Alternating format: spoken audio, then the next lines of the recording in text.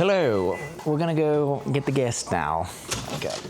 Watch out with the cable, bro. You watch out with the cable. You watch out with I'm gonna make you wrap this cable. Do what they taught you at film school and wrap that cable. Look at this. This is Homo sapien mentality. What the fuck does that even mean? There's an elevator. Let's get down the stairs.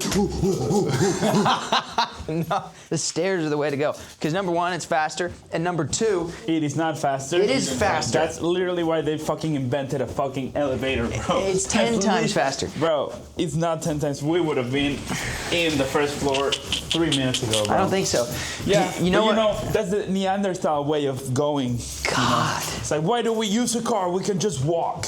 Where the fuck is Tommy? So, ladies and gentlemen, today we are doing a podcast with none other than Tommy Rechenberg. How we doing? How we doing? How we doing? Good to see you. Yeah, you're looking good. You're looking good too, man. This was the flower Melissa gave me at the end of our podcast with her, and I've kept it up on my dashboard since. Every time I see it, it reminds me of how stimulated I was on caffeine during that tea. Oh my God, it was crazy. We were both like tunnel visioned, I think. So cooked on caffeine. I'm Tony. You're Tommy. Nice to meet you, bro. Yeah, almost. Thomas. All what do you? I mean, we can do Tommy and Tony. It's You're Tommy? I'm Tony. Tony. Yeah. Tony. Yeah, but I'm Mexican, so I don't know how to spell it correctly. Gotcha. Anyways. So where are we going? So those who don't know, James is editing the Melissa podcast while we shoot our podcast, and he's also running graphics and the computer at the same time. Yeah, I'm producing and editing podcasts at the same time. James is like pretty much the mastermind behind the curtain. He's cracked. It's all me, baby. All me. How's the ride? Yeah. So far, I get in the car, and Patrick's like, all right, see you at 11, right? I'm like, okay, great. You know, I'm getting up. I'm running a little bit late, which is... It's fine. It's LA. maybe typical, you might say. What is this guy Patrick doing? doing? What the fuck? What you doing, man? Damn, bro. People get so mad. Oh, that was Patrick, bro? That was. But this jamoke then calls me and he's like, oh, we're doing it at Mateo's. And I'm like, that would have been Good to know. helpful Yeah, to know. that would have been good to know. Where the fuck are we going? What are you doing? Get the fuck out of my way! I don't know where we're going, buddy. Dude, where are we going? Where are we actually going? We're taking a stroll.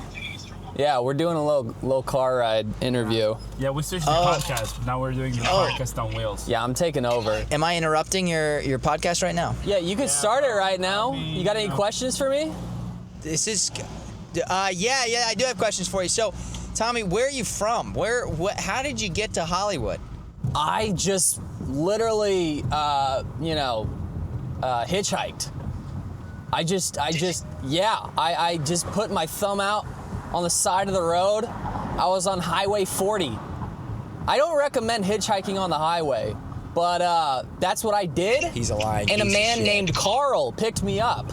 No way. Yeah, Carl has the lore of Carl is wild, dude. You should meet him. He's a great guy. You know, my grandfather, he was doing a road trip by himself. He was coming back from Albuquerque up to Colorado, and he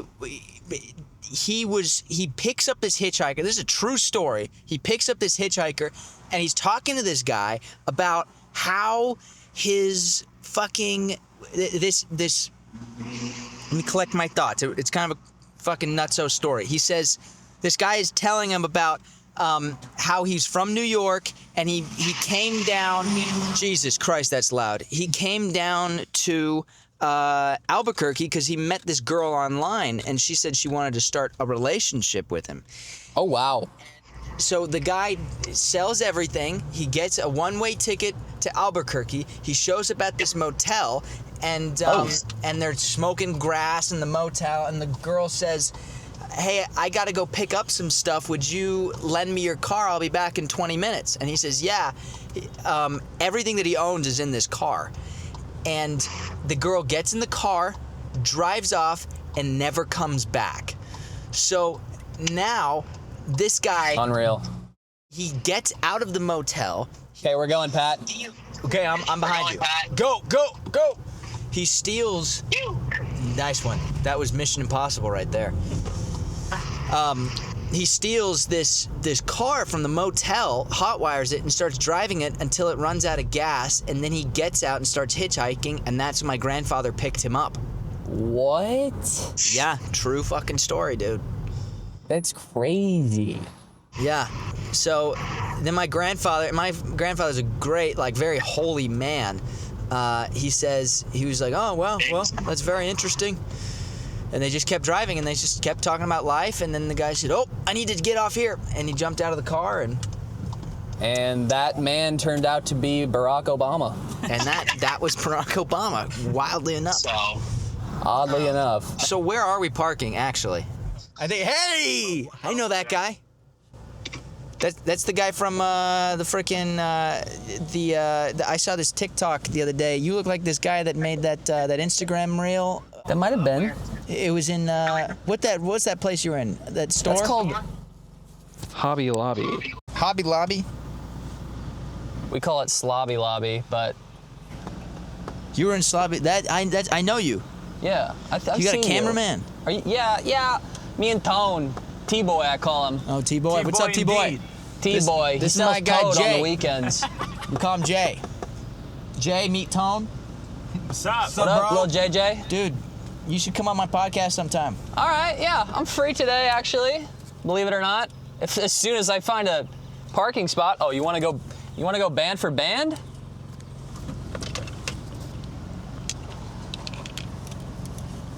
Oh my God, bro. It's taking so long.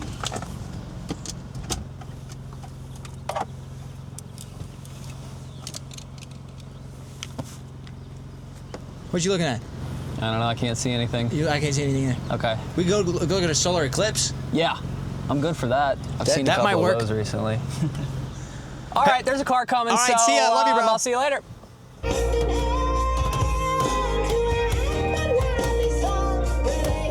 I hope they're having a good time shooting that music video, but sadly, you'll only be able to use like 10 seconds of the audio.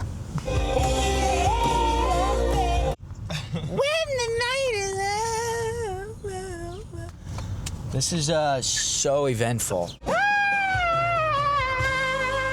Hey, I know you. Hey, how you doing? You guys are team players. Thanks, man. You guys are all team players. What does that make you? I'm just hands team. Cause they've kind of been all over Tony. Oh, really? It's okay. The wine. Listen, Harvey Weinstein. Oh, Got in a lot of trouble. God. Got in a lot of trouble for the hands. You can't put the hands on Tony. Hands can't just be anywhere. Should I these not days. say that on the podcast? I don't know. Harvey Weinstein's a bad man. I can say that, though. Yeah, you can say that. Where you from? I'm from a small town. It's not that small of a town. It's about 50,000 people outside of St. Louis, Missouri, 50,000. called Chesterfield. You think that's small? 50,000 people? That's average. It's average, dude. It's average? What are you talking about? 50,000 people is a lot of fucking people. There's like 50,000 people. Oh, look at that. We're in. I'll see you on the other side. See you on the other side, brother. Can't believe I'm about to do a podcast with that guy. Jesus Christ. Is that Mateo Bekic? They call him the powerful Peruvian. What's going on, man? What's up? Good to see you. 17-minute fiasco. It could have just been solved by us Parking in here in the first parking place. here in the first place. What's up, bro? Good to see you. Sorry for that whole thing. Oh, dude, no. I'm sorry. That was I think it my worked fault. out. That worked out pretty well. So did you actually go far? Where did you go? Oh, yeah, where I'm parked, actually? No, when you drove, did you drive all the way to my house? Like, how far did you? Oh! No, I was like on the cusp of town. But you actually started driving away. I did start driving away. Yeah. It's a good thing we caught you. That was a great thing. I would have been Can you halfway. imagine if I called you, if you're like, yo, dude, I'm outside your house. I'm like, oh, yeah, so we're at Mateo's place.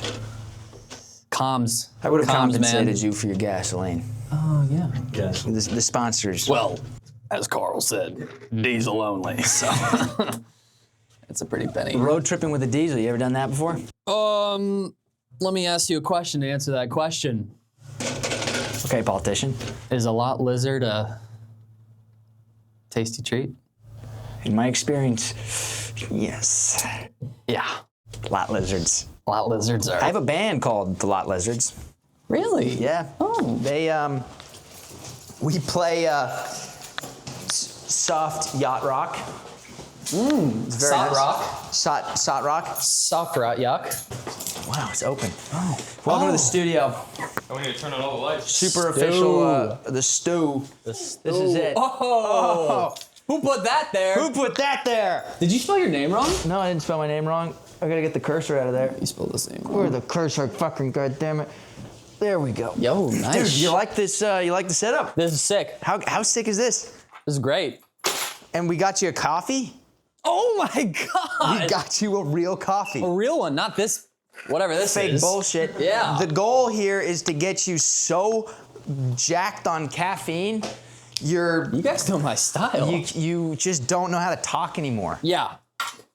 Did somebody get 7-Eleven chicken wings? That was me. You are an animal. Dude, I bit into those 7-Eleven chicken wings. That is At 7 in the morning. bold, my friend. Bold. Tony, can you check that frame? It's perfect. No, it's not. The camera's facing the other direction. That is. Dude, I got those chicken wings. I bit into them. It's like 76% fat. Yeah. Do you want to try one of the wings? I'm going to pass. I think you should try. I'm respectfully gonna decline. Well, whatever you. Here, sit on in. Come here. Sit on in. We're going straight in? We're going straight in. Straight in. Well, I've been singing a little song. It goes like this today. And my best bud, his name is Pat. He's got a lot to say because it's a Patrick Keleher podcast. We're making memories that were meant to last. Oh boy, we got our buddies Mateo, T-Boy, and JJ. Well, yeah, Tony is T-Boy in my mind. Like in the movie Friendship. Yeah, good flick. Go check it out. Are we doing shades on this whole time? I can barely. I can. Yeah, you should in reflection. We kind of started. We could do half on, half off. Now you look like a real lot lizard. God, lot lizards. I haven't heard somebody say that word in a long time. It's cold, by the way. I love that's okay. It's a cold black. You seem like a black guy. I didn't mean Oh it. my god. Cut that. Cut that. Well, it's not racist. So See, there's a lot of ways that I could have taken that, but I've been working on my media training. Yeah. And the advice that's been given to me is just do not respond to anything. I'm like Marshawn Lynch at a post game interview. I'm just here so I don't get fined. You know what I'm saying? That's what he says. I'm here. I'm just here so I don't get fined. He wouldn't answer any questions, nothing. And now he is really getting into the acting world. He's done a lot. He's very talented. He's a hilarious guy. Wait, who's this guy? Marshawn Lynch, one of the best running backs of our generation. Oh, Seattle Seahawks, Oakland Raiders. And he's getting into. Yeah, he's film. He was in the film Bottoms. I believe that's the name of it. I'm on top. You're on bottom. Yeah, that's the one. Okay. That's on a different website actually. Oh, right. But yeah, he's in that. He was on an episode of Will Arnett's murder mystery improv show. Oh. Murderville, I believe that's the name of it. I didn't know he had a TV show. He had a TV show. His name's Terry Seattle. So yeah, good for Marshawn. I actually came up with a food. It was like a cooking show where you would draft items. This was in college actually, and my friends were doing our annual fantasy football draft, and we were all about drafting. And I was like, dude, what if there was a cooking show that was you drafted the ingredients, and then it's like that's what you have, and you got to make the best version of a pizza based on these ingredients. And it's like, oh, damn, I only drafted pineapple. Well, good luck, buddy. It's gonna be a fruity pie. That's a pretty good idea. And I was looking for a host, and I was thinking, well, I mean, obviously, I'm not here. You don't have to. but I was thinking this was about the time when Marshawn was getting into Hollywood, and I was like, he would be perfect. Marshawn, if you're listening, I actually have his number. give him a call. Okay, here we go. Let's call up Marshawn right now. I'm calling him right now.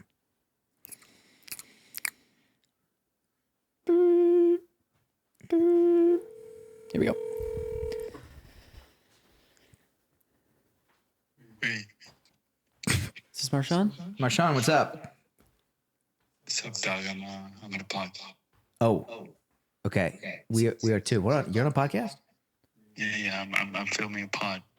Oh shit. You're okay. filming pot?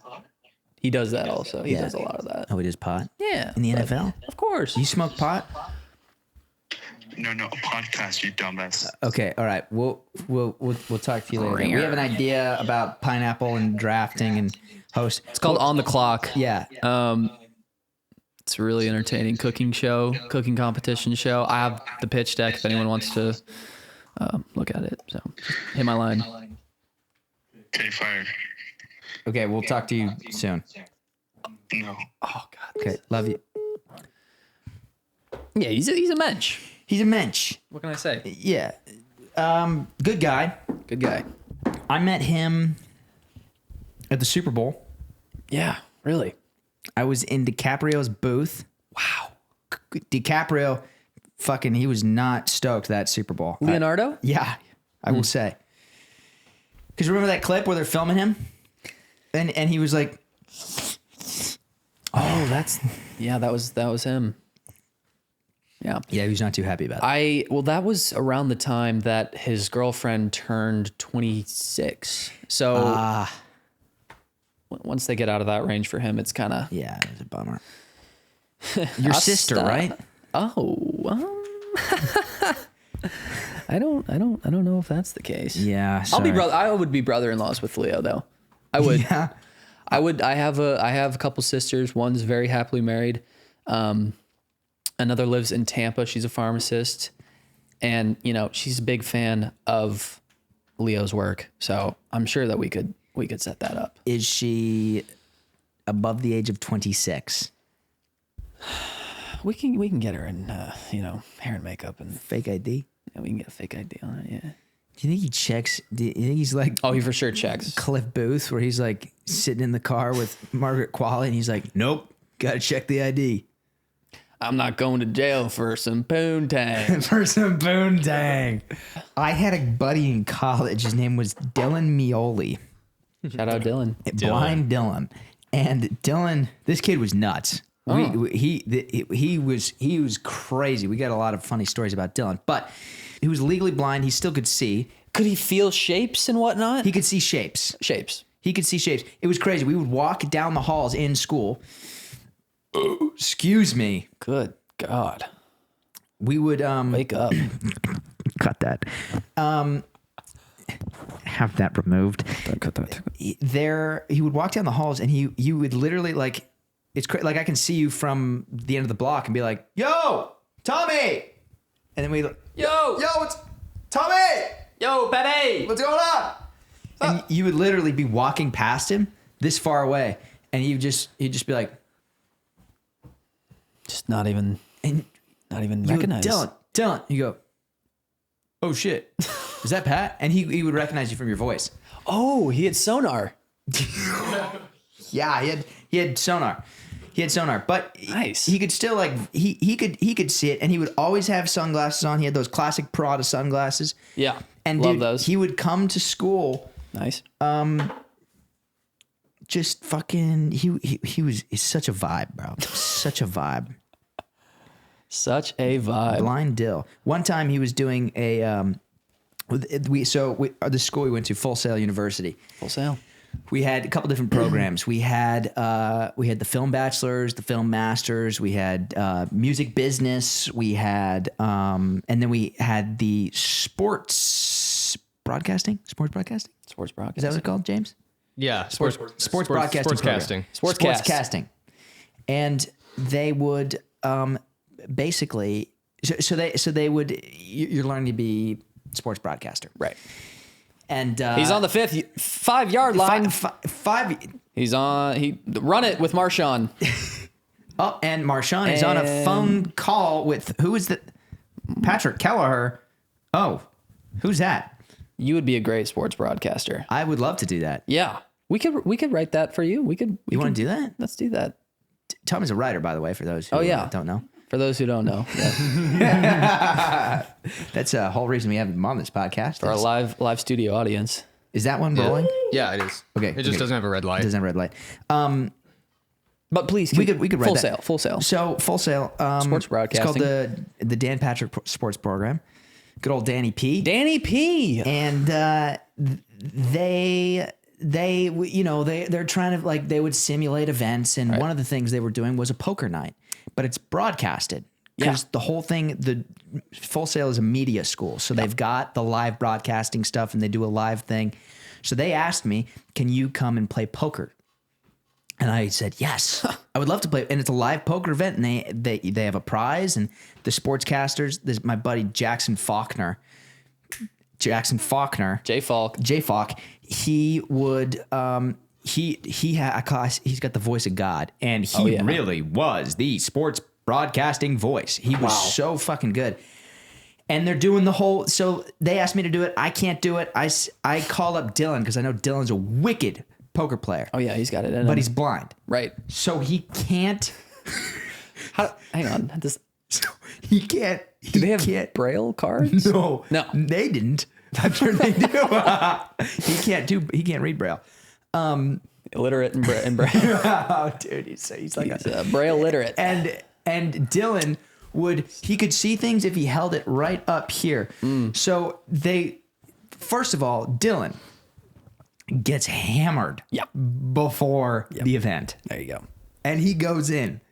And Dylan also wears the exact same clothing every single day. A white Ralph Lauren shirt and black Dickie pants. There you go.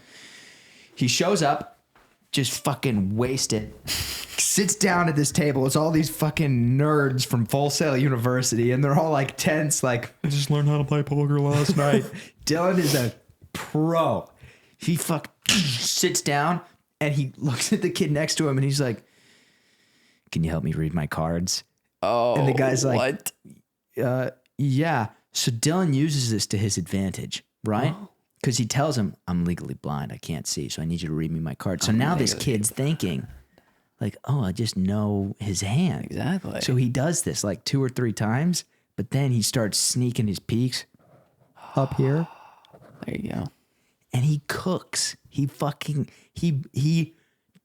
destroys the game and he wins. Let's go. Let's go, Blind Dylan. There's footage of that somewhere. Blind Dill, he's got a way. T-Boy, can we find that? Can we find that footage? Yeah. Let's go. T-Boy's on. I don't know where it is. Where would it be? I have no fucking clue. I mean, in that moment, you got to think Dylan really had this poor sap right where he wanted him. You know, using that to his advantage and just really tearing him to shreds. He's tearing him to shreds. Well, Blind Dylan is on the call here, and wow, he gets it on the river. Blind Dylan. He's for the win. And he's picking up another card. Oh, Blind Dylan, that's a coaster, not a card. Blind Dill. And we can tell he's really studying. What if he actually wasn't blind? We've thought about this. There has been the conspiracy. Conspiracy that he was just, Blind Dill. Blind Dill was actually had 20/20, and just He knew what he was doing. he knew what he was doing the whole time. So I guess that he really was. Yeah. He really knew he was feeling me up that one night. Yeah, and he enjoyed that. I thought he just didn't know where he was putting his hands. You know, it's okay. You're safe now. You're on a Patrick Keleher podcast. You can tell us. And Blind Dylan, if you're out there watching, which I know you can.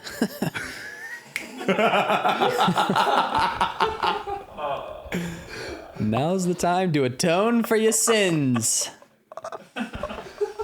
Just kidding. I don't know you, Dylan, but I've heard a lot about you, and I'd like to grab a mocha with you. A Heineken. A Heineken 0.0. Let's not get too crazy. He loves Heineken. There you go. Man of the people. God, you are funny, Tommy. You are a very, very talented writer.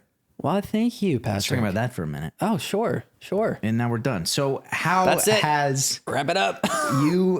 your God?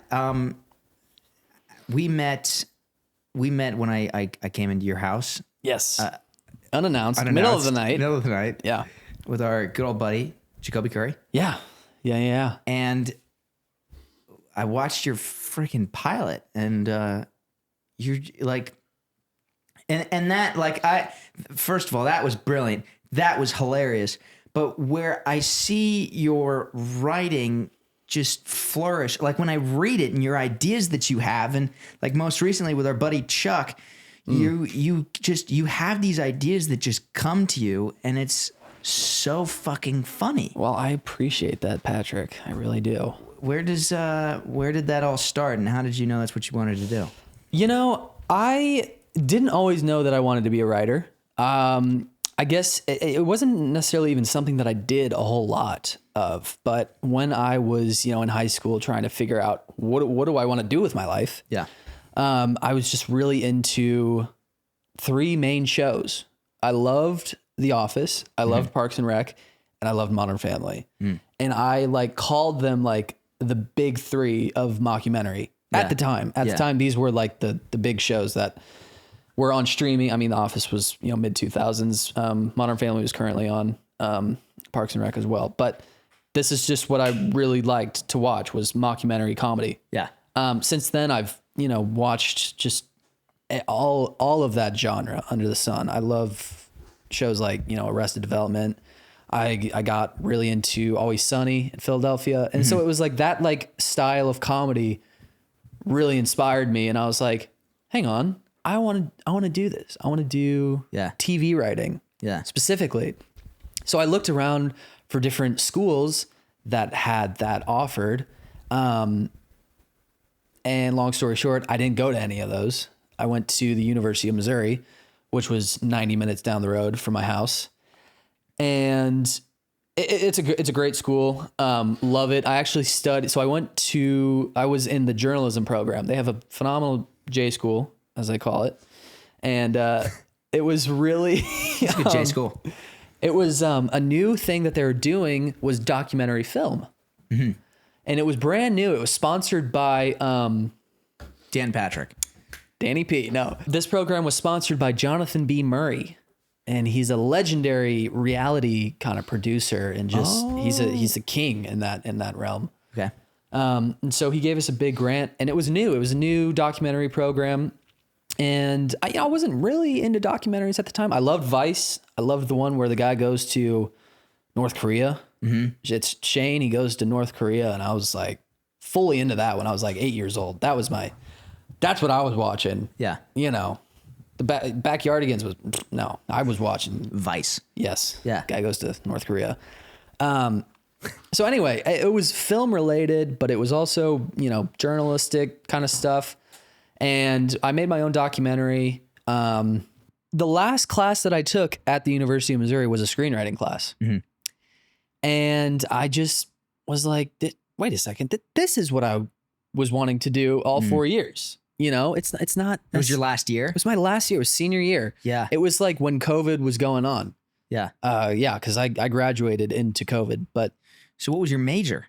My major is documentary journalism. Oh. Yeah.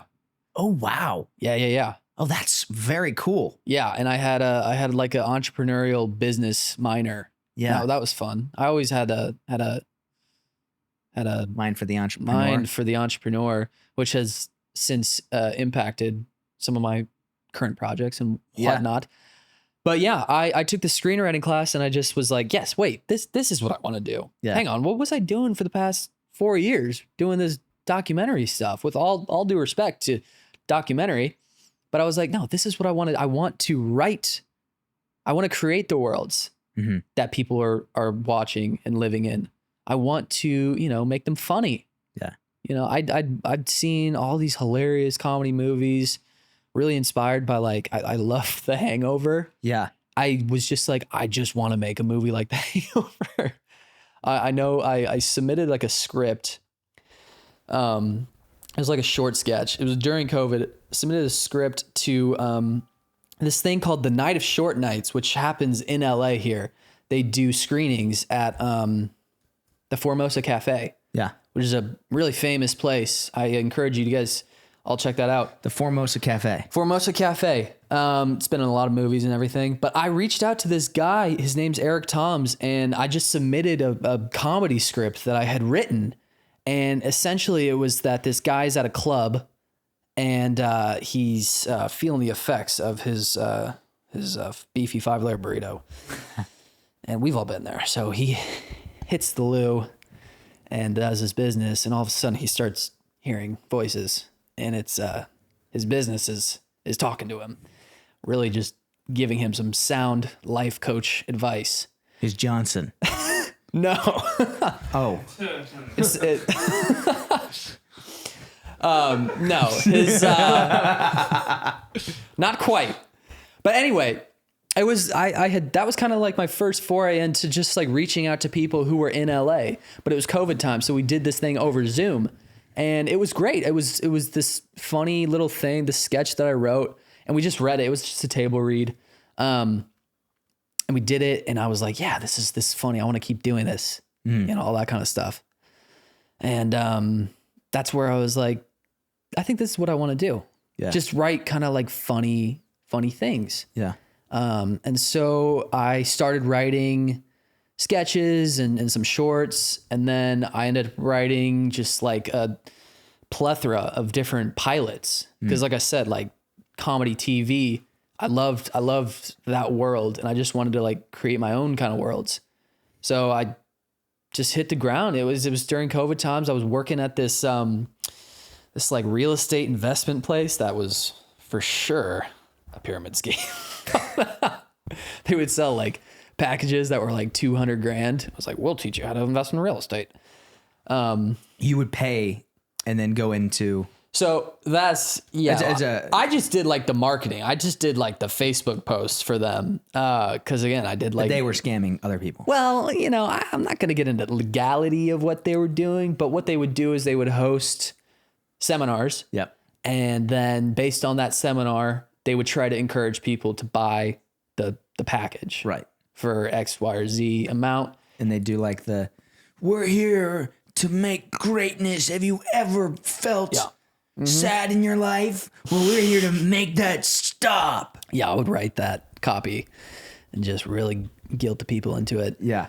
But no, I had to make you $1 trillion fucking dollars. Yeah, it was a lot of that. Like, we own apartment complexes, and we also own a share of the Louvre in Paris, so we know property. We own the world. We own 43% of Mother Nature. We've got it on lock. We've got it on lock. I have the national parks. The employees, they're gone. I had a lot of free time on my hands, so I just started writing on the job.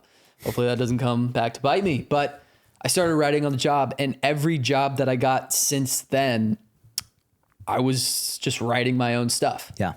In the hopes of like, someday I would, move to LA and just be like, all right, I have a bunch of projects. Let's shoot them. Yeah. And then eventually, I was living at home with the rents, and I was just like, you know what? I think I'm going to make that leap. I'm gonna make that leap, move out to LA, had all these projects, and then it just kept going. And I kept meeting great people, and it just hasn't stopped. I've been continuing to work on all these really amazing projects, and it's almost at like a weekly thing. I feel like there's a new project that's being dropped into my lap. You're pretty britery. You're pretty busy. I've been quite busy this past couple months. Yeah. What year did you move here? I moved here in October of 2022. Okay. Yeah. Wow. And it's 2025. May. Yeah. For those at home. Gosh. So in those 3 years that you've been here, what has been the biggest eye-opening thing as a screenwriter? I mean, for all the people, like all the high school students and kids that do want to be a screenwriter, and they're coming to Los Angeles, what are some things that you just went, fuck, I wish I could have avoided that in general, or an eye-opening experience? Right. I mean, to answer that question, you kind of have to like look internally, because I could give you the advice and just say, just do it. Yeah. Just open up, a Word document, open up Final Draft, get a piece of pen and paper, get out the typewriter, just do it. Just write anything, Yeah. But a lot of the time you have to, like, for me personally, you have to like look internally and figure out what's going on in my life. I need to get rid of the distractions. Yeah. Like, I moved here for a reason. It's not to, mess around and party and all that kind of stuff. I got to lock in and focus. Yeah. And as soon as I did that, and that would be my piece of advice, is to just truly look at yourself and say, okay, what do I want to accomplish? What is in the way of that? If it's an internal struggle, you got to get real with yourself. Yeah. The biggest thing that I preach is be true to yourself. As soon as you can admit, hey, I have a flaw here, or I'm working on myself here, as soon as you can be real with yourself in that aspect, just doors will just open. Yeah. Because then you have time to really put the work in. You can find yourself writing for 8 hours at a time. And you're like, wow, instead of just messing around playing video games or going to the bar, wow, I just finished a screenplay. Yeah. So really look at yourself and say, okay, this is what I want to do. Now let's stop messing around. Let's do it. Let's lock in. Tarantino, have you seen the thing where Tarantino, he takes one night and he writes down everything that gets in his way? Have you seen that? Tarantino, I'm on a fucking, huh? Yeah. Yeah. He says on Joe Rogan, and he takes one night and he writes down every single flaw, every single problem, every single negative thing. Yeah. And he looks at it in that time and he figures out, how can I solve this? And he stays until the sun comes up. Yeah. God, that fucking leaf blower. Do they not know that we're doing a Patrick Keleher podcast? I told them. Yeah. I told the helicopters too. Okay. And good. they're listening. Yeah. FAA is currently on standby. They are. I actually had a phone call with them earlier. Did you talk to the Coast Guard yet? They're about to do their rounds. So The Coast Guard's coming? Yeah, T-Boy, can we get on the Coast Guard? Okay, let's get on the Shout Coast out Guard. T-Boy, Coast Guard. Dude, yeah, I mean, yeah, I think that's muy importante. What do you have a specific example of like what was a low point in Hollywood for you? Yeah, low point for sure. I guess since like I had never lived alone per se, or like, let me rephrase that. It was the first time that I wasn't living it at home, with my parents, other than college. And I guess I had just kind of continued some of the habits that I had formed in college, where it was like maybe excess partying and that kind of stuff. And it was just distracting me. Yeah. It was really taking more control of my life than I wanted to admit. You know, and there were definite low points that, you know, would affect me and my mental health, you know, and that kind of thing. And so I had, you know, really, really awesome roommates at the time who kind of helped me realize, like, hey, like, let's chill. All right. Why are you here? What are you doing, man? You know, it's did they have an intervention with you? they planned a partiful for my intervention. Really? No, It's sad. do not send out a partiful link if you're trying to intervention someone. It's not a good idea. The whole point is to surprise the The interventionee. that you can't. Hey, we're gonna. Hey, get him. That's more style that you want to do. No, it wasn't as an intervention. It was more of just like a real heart to heart. Yeah. Kind of like, hey, like, listen, man, you're a talented kid, but you just need to lock in. Yeah. And that's just how I simply put it these days. Yeah. You know, Yeah. you gotta lock in. You gotta lock in.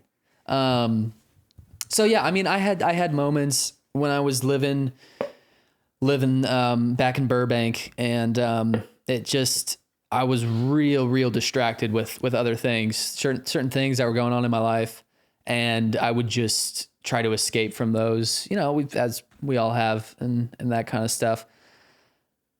And then it was time where I was like, all right, enough's enough. Like, we got to make some real changes here. Yeah.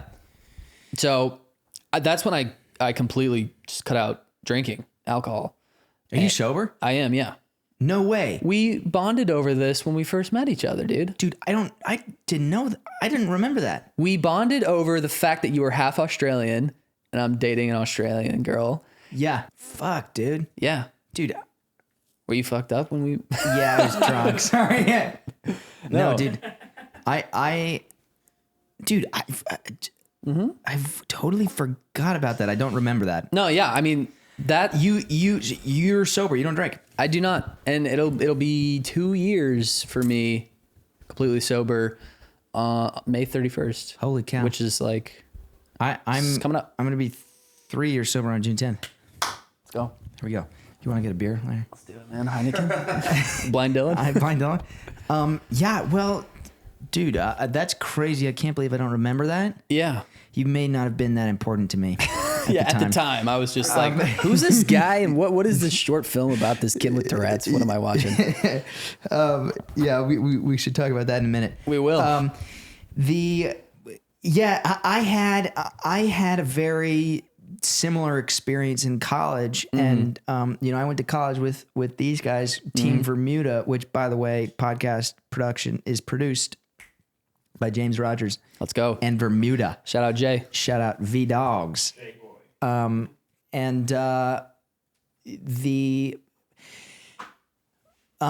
totally shot my brain in a completely different direction. You were talking about drinking and then shout out Bermuda. Shout out Bermuda. Sounds like a very like high class liqueur. Oh, it is. That'd be it. Back to me. Everybody shut up and listen to me. Shut up. Oh man, God, now this isn't a right introduction. We are in such a smooth, like. Let's go back. So Okay. I was saying I just had to lock in. Had to lock in. And you were saying that you had a similar experience. Yes, in college. So it was a moment. I grew up like with all these camping parties and we were talking with my buddy Josh George. He was just on the podcast, like just raging, having a great time. Yeah, and that got into college where it was like you're unsupervised now. Yeah, go forth and figure it out. Party. Rock on, dude. Yeah. And that was me Yeah. for a fucking long time. And Tony, like, we got great stories of Tony sleeping T-Boy on is my crazy. couch for like weeks at a time. where we would wake up and start the party and finish at 4 a.m. and wake up at Oh yeah. and just and constantly doing it. And I got about a year into my program, and it was the looking back, taking inventory, Right. and going, what have I done? And what am I trying to do? And I think that was the most important part, was looking at the big picture and the grand thing. Yeah. And I couldn't see myself being one of the greats while I was drinking. Yeah. I couldn't mix the two. Yeah. And I can't, and I don't want to today. Same. Like- I have that same exact mindset now. I mean, because whether or not, substances or alcohol can affect people in all different kinds of way. For me, like, it would kind of just turn me into a different person. And it's someone that I wouldn't want anybody to meet right now. Yeah. Yeah. Just a lot of just other prerogatives in my head at the time, not focused on, again, what do I want to be? Right. Like, we only have X amount of years on this planet. Yeah. We gotta lock in here, Oh yeah. and it was the same thing. Like, I had chats with people and they're just like, look, you're a talented kid, but like, get your fucking shit together. Really? Yeah. It was a little bit like that. Could you go into it specifics or just, Sure. Yeah. I had a conversation with my roommate's dad. And he kind of was just like, yo, okay, look, we've all had our fun, in college. And then it's kind of bleeding into like this young 20s period of your life. And what he told me was like, you need to slow it down. But for me, it was just like, dude, I can't slow it down. I need to stop it. Like, I had some moments where it was, it would be to the point where you would be so intoxicated that you could hurt yourself. Yep. And it's hard to talk about occasionally, but like those kind of moments when you wake up the next morning and you're like, when did I get this thing? When did I get this? See my nose? Yeah, See how it's pushed that way? I do. That happened to me twice within 2 weeks from each other. First night, fucking tripped, bam, face on the pavement, broke my nose. Yeah. Didn't get it looked at. A week or two later, I'm coming up my stairs. I lived in a loft in an apartment.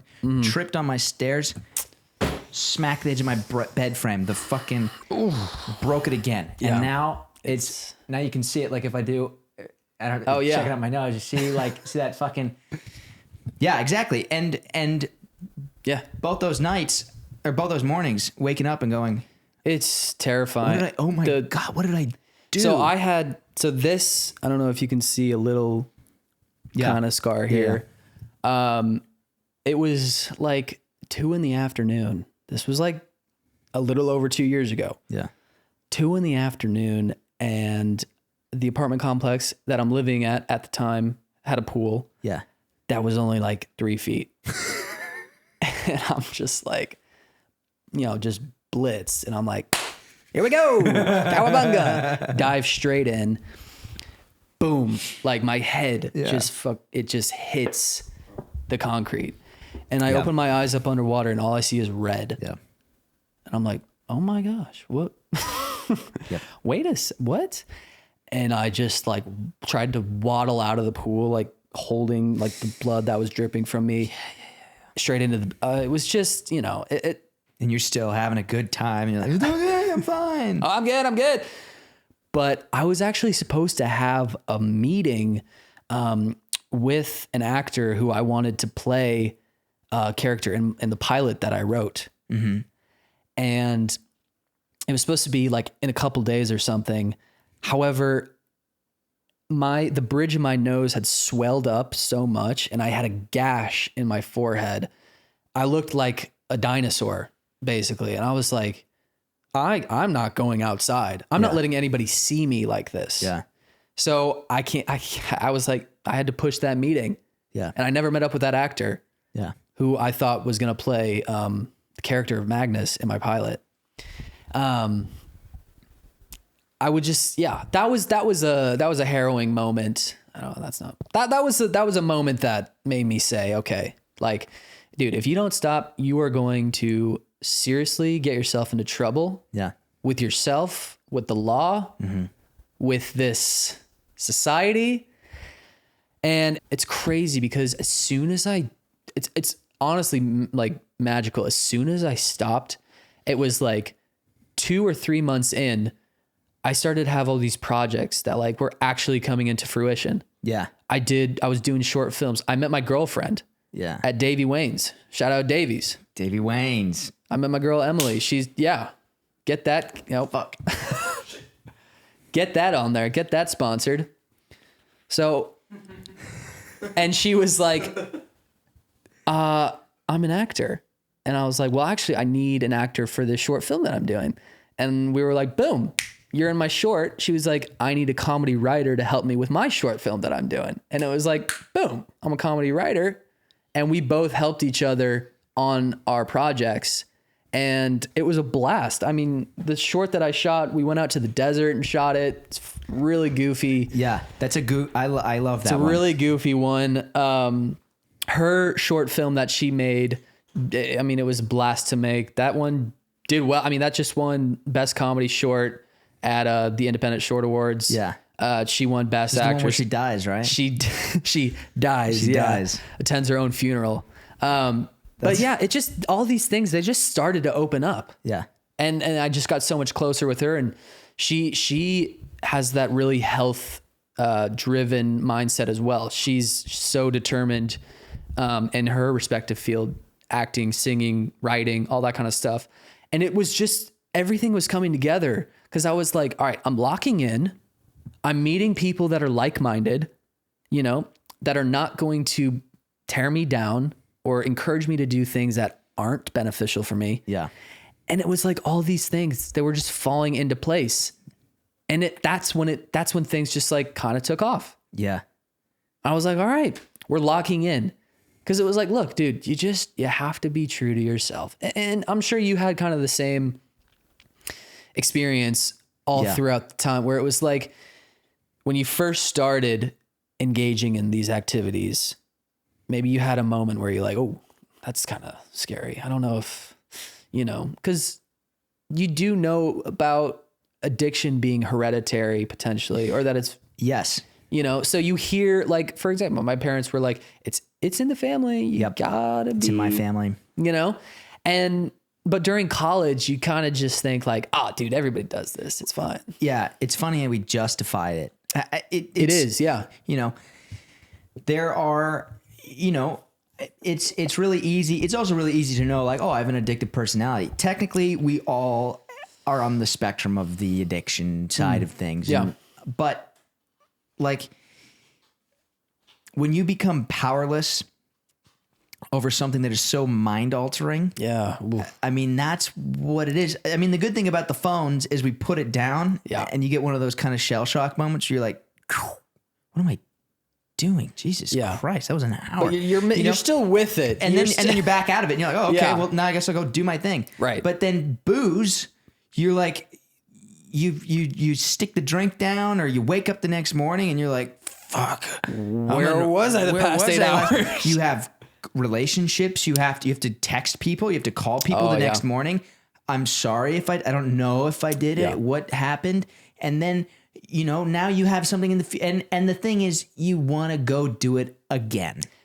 And those people don't want to go with you. Yeah. And so now you got to go find people, and putting myself in dangerous situations of, I mean, I traveled, like, one of the most dangerous places I put myself, I was in Nicaragua. I left for spring break in college. Yep. By myself. I went to the country of Nicaragua. I had a phenomenal time, but just putting myself in dangerous situations, and it's a superpower to have the addictive personality if you know how to control it and you don't let it control you, Yeah. Cause I've gotten to the point where I'm pretty good about my coffee consumption, Yeah.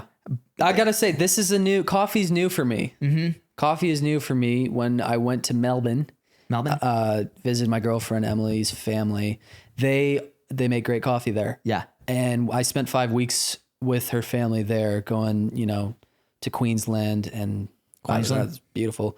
But they make great coffee. So side note, I'm getting into it. It was delicious there, and I'm testing the waters here. Yeah. But it's something else that I'm like, I gotta keep it in check, dude. Because coffee was I just started drinking coffee about a month ago. I quit for 7 months. Wow. Because I got to the point. This has happened. Seriously, dude. Yeah. And I haven't. I quit vaping in my first year of college. There you go. Like, it was so funny. I've always been like, well, we gotta I always knew. When I was 17, I got sober for the very first time for 75 days. Yeah. Man, I live such a beautiful life now. And I don't think about it until I talk to other people who are sober. Yeah, because it's something that people don't even really think about. Yeah. If you haven't necessarily had an experience with something that really anchors you down, it's more or less just you're living your life. Yeah. But when you have something that it's restricting you from doing what you want to do and you don't have control over it, it's like, what is going on? Yeah. It would be, for me, I wasn't like doing it necessarily every day, but I would just hit the heavy stuff until, Yep. I'd be out. Yeah. Yeah. That was my steez. Yep. And, then it would happen so often where I could have like 2 to 3 and I'd log off up here, everything would be fuzzy. And like you said earlier, it's like, you don't know what you did. You don't know who you talked to. Yeah. You got to hit people with, I'm sorry. And it's a thing that I still think about, because the regret that you have going, you have like these moments where you're like, oh man, I remember doing that right 6 years ago. And you're just like I am beyond sorry for things that happened. Nothing like crazy. I never got arrested or anything, but yeah, dude, I never got arrested. Pray to God. Yeah. Like you just, there are, I'm always documenting stuff. And when I was drunk, I loved to record. Oh, So sometimes a Snapchat memory will pop up and I'll just be, and it's taped. I'm like, oh my God. dude, that would, Oh my Lord. There's stuff in my camera. There's stuff that Tony sends me sometimes. Tony, you're an enabler. No, I'm just kidding. I love you, T-boy. Actually Tony and I started a podcast early. When you were drunk. Pretty much. Yeah. We would have like the partiers over. We would sit on my couch. We called it the DuckTales podcast, and we would talk into our phones, and it was so bad, and it was so inappropriate, and it was so. Yeah.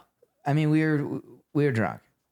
We were drunk. It was funny though. It was funny, and then we would have, dude. We would have there was.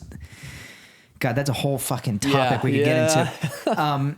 But I remember, I have this specific video of me sitting with. I'm watching a buddy's music concert. He's playing music, and I'm recording, and it's like a family event, and his whole family's there. This is our local Steve's Guitars in Carbondale, Colorado, town of 6,000 people. Mom and dad, other mom and dads, like some of the teachers from the school, and like me. Yep. Wasted. Blitzed. And I'm sitting there, and he's getting into like his little song. He's like, this one goes out for all the people that I love. And in my video, I go, don't fuck up! Oh, God. And you can see him like go, oh, God. love you, Patrick. Love you, buddy. And then he'd like finish his song, and I'd still be recording and be like, "Play Freebird," and he'd be like, "Yeah, Like, I love you, please, Patrick. please leave. Please." You're a nuisance. And I could see in the video how uncomfortable he was. Oh, dude, it's giving me nightmares. No, I know, right now. and this is not something we're not trying to trigger anybody. I'm not here. trying to trigger anybody. But it's just it's just what happened. I mean, there are times where, I mean, for people out there that are struggling with this, I would just recommend do not black out in a foreign city or a foreign country. Yeah. And if you do, make sure your phone is charged. Oh, did this happen to you? This happened to me. Yes, I mean, it's happened to all of us. But this one was, God, dude, I was in Austin, Texas. Yeah. Tejas. And this was senior year of college. So we had just got the news that COVID was shutting down our school. And so we were actually filming a documentary, me and another student. It was his documentary. He was, we were profiling this beekeeper, and she's cool. She's actually very famous on Instagram and TikTok. Bees. I can't remember her name, but She did the bees. she's like a very petite blonde woman. Oh, yes, I know her. And she, so that's what the documentary was about. We went to Austin. She lives on a beautiful piece of property. And we had wrapped up the doc about midday, and he goes, "You want to hit Rainy Street?" And I was like, "Yeah, let's do it." Rainy Street, beautiful street, I will admit, with Great lots, street. great street. It's a great street. It's a great street. It's a great street. They have tons of bars, tons of food trucks. It was built for day drinking. Yeah. And that's what we did. Yep. And I mean, we got after it. Yeah. More specific, I got after it. Yeah. It was probably around 6 p.m. when I start to kind of things go foggy. Yep. Apparently we go back to our hotel, and like I said, it was COVID. So like people were kind of like fleeing. We were staying in this beautiful hotel, AT&T hotel or something, conference hall or something, that we'd gotten on the low because people were leaving because of COVID. We regroup, and then we go to 6th Street, which is Rainy Street on crack. Great street. Great street. Even better street. But that's when I'm like, I don't know what's going on. But it's just, once you start, you can't stop. Yep. Kind of thing. Yeah. And I was a wanderer. Yeah. I would just up and leave places. So I find myself wandering the streets of Austin without my friend. I don't really know if my phone is charged, if I have money in my wallet or anything. And I somehow make my way into this abandoned office building. And like, I'm just walking around. It's like being like in the middle of construction, and it's probably like 2 a.m. at the time, just wandering around, not sure what's happening. And then I see a man outside, and he's standing like outside his car. He's clearly been watching me this whole time. Oh, Jesus Christ. I walk out the door, and he's like, "I'm your Uber. Get in. You ordered an Uber. I'm your Uber. I'll take you to your hotel." Yeah. And I'm like, "Oh, okay." I mean, drunk out of my mind. So I hop in his car, which is not an Uber, and we do not go back to the hotel Oh my God, Tommy. that I was staying at. We go back to his apartment, and it's like, I mean, on the river or something. Oh my God, Tommy. It ain't a great spot. And I'm still in that state where I'm like, yeah, party, man, let's party. He's Right. offering me this, that, and the other. And luckily I do have a mind to say, I'm not going to take anything that I don't know where it's coming from. But this guy is clearly, he has bad intentions, trying to prey on someone who is clearly out of their mind, not knowing what's going on. Meanwhile, and my phone was dead. So I then actually asked him, I say, "Hey, I need to charge my phone. Do you have a charger?" And he's like, yeah, sure. I got a charger. I got Little Caesars pizza. You want some? And that I did accept. That I did take Right. some Little Caesars. So I charged my phone. I have like 40 texts from my friend, like 6 or 7 phone calls. He'd called the cops because I'd been gone for like 2, 3, 4 hours at the time. Mm-hmm. And I'm just like, whoa. It was a very awakening experience. And, you know, this guy is clearly like trying to, you know, he didn't do anything. Like he didn't, let me just say, at the time I was a bit bigger, and I mean, I'm like 6'1". This guy was probably 5'7", and I could have, you know, I'm not saying like fucked I him could up. have fucked him up, but like I would have been fine.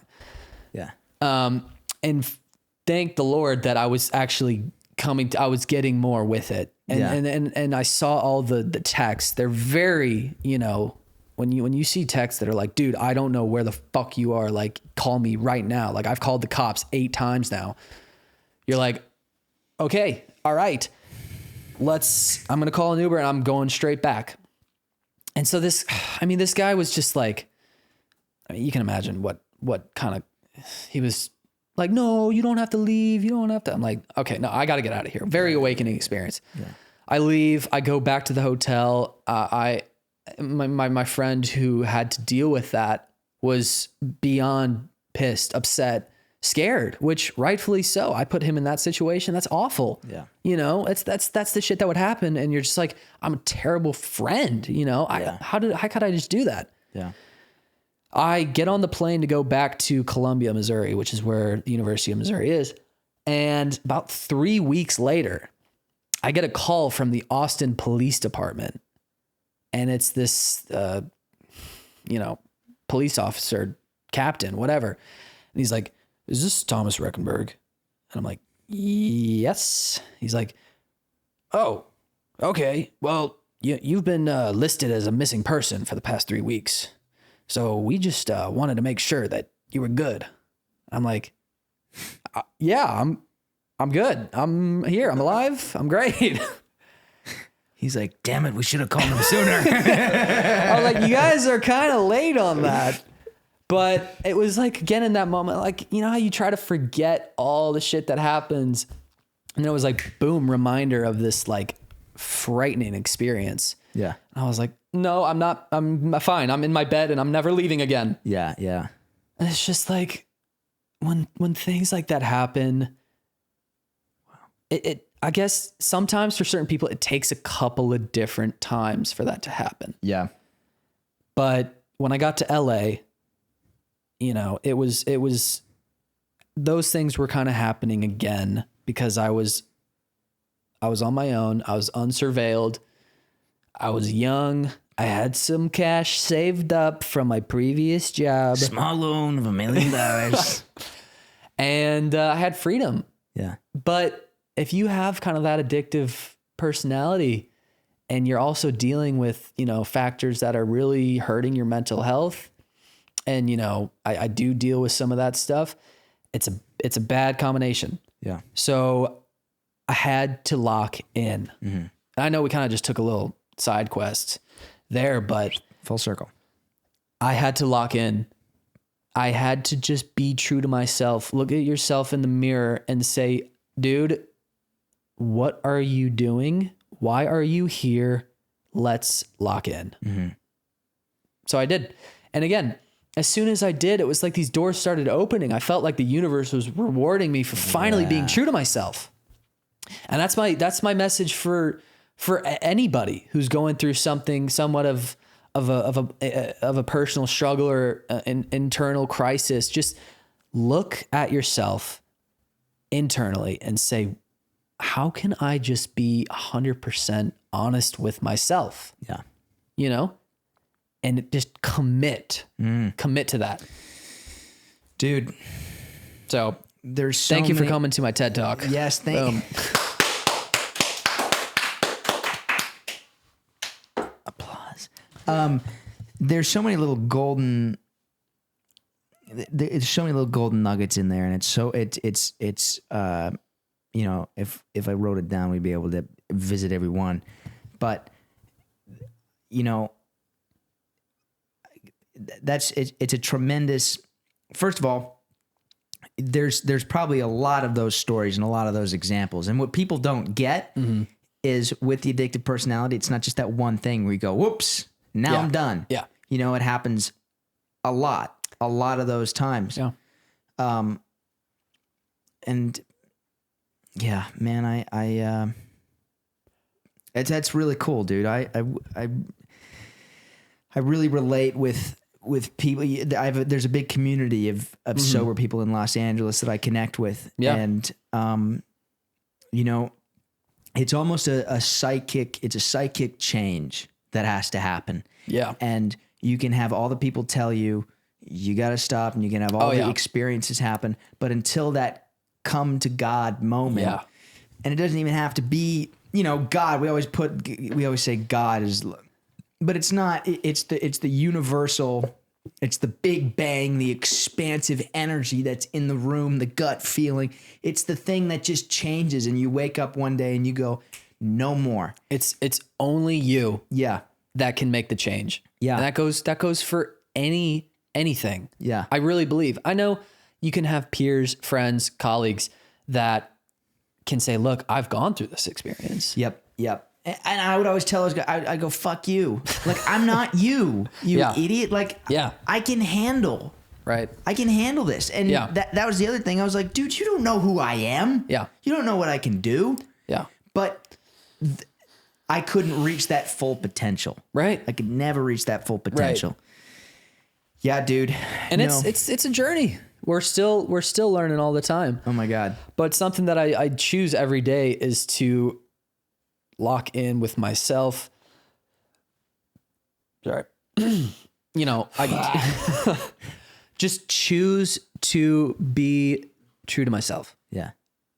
Every day. Yeah. And you know, that's what I want to do for the rest of my life with the people that I, you know, love to work with, love to hang out with. That's why we're here, man. Yeah. Yeah, man. What else you got for me? God, well, kind of switching gears here. I do have to take a pee. Oh yeah. Let's take two. One sec. I'll be after you. All right, we're taking a pee break, and we're going to break for a commercial.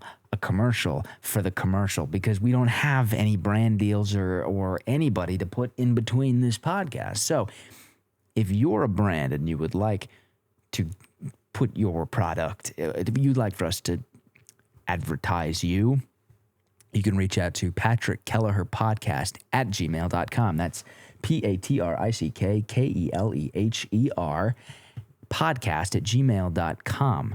You can also send us a DM on Instagram. And gosh, we'll put your segment right in here. So let's jump right back into the podcast. I was ready to die. I was on the brink. So, are we back? Yeah, we're back. We're so back. We're back. God, I feel like a new man. And also, I put a cushion on your butt. Oh, that's what that is. I was feeling a little something there. Is that better? Yeah, this is Dude, great. my butt was getting all freaking jabbed. Yeah, it does that. If you see that light on that camera? I do see the light. If that light goes out, stop everything you're doing and get naked. Or just tell us, let us know. That's what the man in Austin told me. Yeah. Oh, that's okay. Whoa. Feel free to adjust your mic stand if you need to. Yeah. Getting that fucking mic, we raised it for you. How do I? Because you're such a tall guy. You break it break it. You know, you just play around, and it. That's the beautiful things of these ones. Like They don't make you much can noise. you can just move them and they don't make any noise. Okay. Cool. Yep. You're good. Yeah. Yep. Okay. Down. So That'll do. She'll play. you've got a girlfriend who's an actress. Oh, I do. Yes. Yes, I do. Yes. What's her last name? She's awesome. Emily- Emily Mutimer. Mutimer. Down under. Emily Mutimer. You know, Walt Disney was going to name his mouse Mutimer the mouse. Really? Yep. So that's Yep. Wow. And his wife, because he just had The cat, he had a couple characters that he created and they were stolen from him. Because this guy that he was working with, basically like Bermuda, this guy took his brand, which was IP? his IP, and you know that cat, the cat that looks like the really old Disney cat. You know what that? Can you pull that up, James? Yeah. The I can't remember the name of it, but that was Walt Disney's cat, and this guy stole it. You're gonna see it here in a second. Oh wow. Anyways, so then he came up with Mutimer the Mouse, and his wife was like, "That is a terrible name." Oh my God. So your girlfriend's got a terrible name. Yikes. Sorry, Emily. She got to change it to Mickey. So She got to change it to Rechenberg. He changed it. This mouse. Oh, of course. We know this guy. Yes. That's a cat. It was Oswald the Lucky Rabbit. Before Oswald, was a little kid. Julius, one of the first That's a rabbit? characters. What am I looking at? I don't know. I think that's a cat. I'm pretty sure that one was stolen by this guy. I'm listening to Founders Podcast right now about the rise of Walt Disney. Wow. Founders Podcast, great podcast. Great guy, Great podcast. Great podcast. We're putting tariffs on the podcasts. Tariffs on this podcast.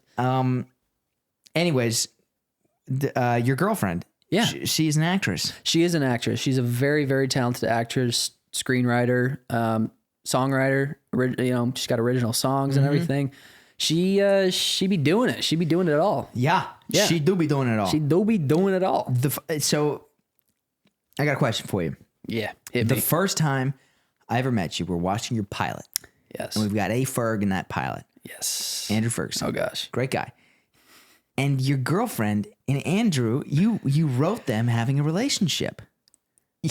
How, because I can't imagine watching my girl kiss a guy on screen, but she's going to have to watch me do that with a girl. Yeah. Or a guy. We don't. Or a guy. You can't. We don't know. We don't know. All right. Anyways, back to the question. Oh, back to the question. Yeah. What? First of all, what goes through your head having a girlfriend that kisses people on screen? Wow. And we're going there. And tell me, that's the first one. Let's just start there. For sure. Well, the thing is, I'll start by saying what happened with the pilot. Yes. So I had written this pilot. Me and my buddy Luke Valdez Rodriguez had come up with the premise of this, where it's these two goofball guys who are wannabe entrepreneurs. Yeah. And they're trying to get funding for this prototype that they've created called Lick It, which is a device that when you lick it, tells you exactly what food you're craving. Yes. So it's about their trials and tribulations about how to go about getting funding. There's a neighbor, the next door neighbor. Her name is Sonia. Okay. So originally I had met, I do a lot of, I do some background acting. Yep. Did background for The Rookie. Yep. Shout out The Rookie. Shout out The Rookie. I was on your show. I was not there that episode. I know. It's terrible. Such a bummer. But I just do a lot of background in my spare time. I meet a lot of actually very talented performers and actors. And so I had envisioned this role for this other girl that I had met, and she had to drop out or something like that. Things come up.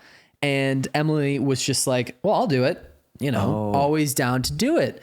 And honestly, I was like, well, yeah, you're going to be perfect for the role anyway. She's got she's very, her comedic timing is just, it's inherently with her. And she was honestly perfect for the role. The only thing is that I, at the time, had decided that, so Andrew Ferguson, Ferg, he is more of the straight man of the duo. And when I act, and it's seldom, but I do characters, I'm more of the goofball, character-y kind of guy. Yeah. And so what this story is about is, it's really, in my mind, a love story. The way that I had written it and structured the entire first season, it's about, they're trying to get funding for this prototype, but all along we find out that the prototype was inspired by the next door neighbor girl. When girls don't know what they want to eat. Oh my God, what should I eat? And she was like, yeah, I wish there was like something that could tell me what I was craving. Light bulb goes off in his head because he's got the hots for this girl. Right. So it was a bit of a dilemma because I had already committed to playing the goofball kind of character. Ferg is great in that straight man kind of character, and their arc was that they were wanting to be together. And so I was so in the mindset of like executive producer on this thing. My buddy Luke, he directed it. My buddy Luke directed it because I was, one of the main stars in it. So I was like, okay, but I am actually going to kind of direct the scenes where it's Ferg and Emily. And I remember that like they have a very kind of like passionate moment at the end. Yeah, I remember that. Where they like stare deep into each other's eyes and they're like, hey, I care about you. Yeah. I want you to be safe. Cause they go in the episode, they go to this quote trap house where a Venezuelan mafioso holds him at gunpoint and she's dragged along. But at the end of the episode, they're like, look, like, no, genuinely, like, I want to make sure you're okay and everything. And for me, I always believe that like as storytellers, we are responsible for putting the story first to make things believable. So I know Luke wanted to throw me the headphones and everything when that moment was going on, because I know I've worked with Ferg a bunch. We've done so many things together. He's a great filmmaker. And then obviously with Emily, it's the most comfortable relationship I've ever had with someone. And so I could actually direct both of them better, I think, telling them like, hey, let's get close, like reach your hand out. It's okay to do that. Because we're storytellers. We want it to be authentic. I was in the whole director filmmaker mindset at the moment. I was not in the boyfriend moment right there. Yeah. So, and there's been other projects. There's a project that's coming out where it's a feature film, written and directed by our buddy Ishan our buddy Ishan. Yeah. Sorry, Ishan. Parikh. Ishan Parikh. And beautiful script about 20 somethings in LA really trying to discover what they want to do with their lives. And Emily and Ferg play again, boyfriend and girlfriend. And it's kind of an ongoing joke that like they've been playing boyfriend and girlfriend in a lot of like our shorts and in the pilot and in this feature film. And so for this one, they are boyfriend and girlfriend and they do share, intimate moments. And oh, dude. Yeah, I'm not going to lie. Like we've had this conversation with it's something that you just have to like really understand that me and Emily and I are so open and honest with each other and we trust each other so much that we're just like, look, we're acting. Okay. We're professional. Is there a part of me that when I eventually will see it that I'll go, ooh, yeah. Of course. I love this girl, and the thought of her doing anything with any guy is just like, oh damn. And it goes, it'll go both ways. If there's a moment where I'm on screen with that, but the thing is, a relationship is built so much on trust, openness, and honesty that it's like, look, we know that this is it's pretend, it's play, it's acting, and she's a beautiful, mid-20s actress. These are the roles that she's going to be up for. And so it's something that I was just like, look, okay, I know it's going to be hard in my heart and everything, but in my brain, it's all about the story.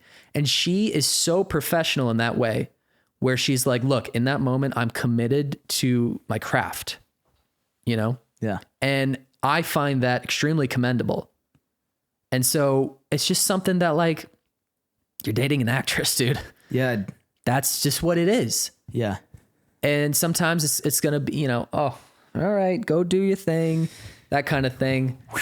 But like, look, it's part of the job, Yeah. you know, and at the end of the day, it's like, that's my girl. Like that, she's doing her thing. She's in her element. Yeah. And I'm so proud of like her professionalism and really committing to that. Yeah. Cause like, yeah, at the end of the day, it's like people watch her on screen and you know, they admire her work. They admire her. She's a phenomenal storyteller and a phenomenal actress.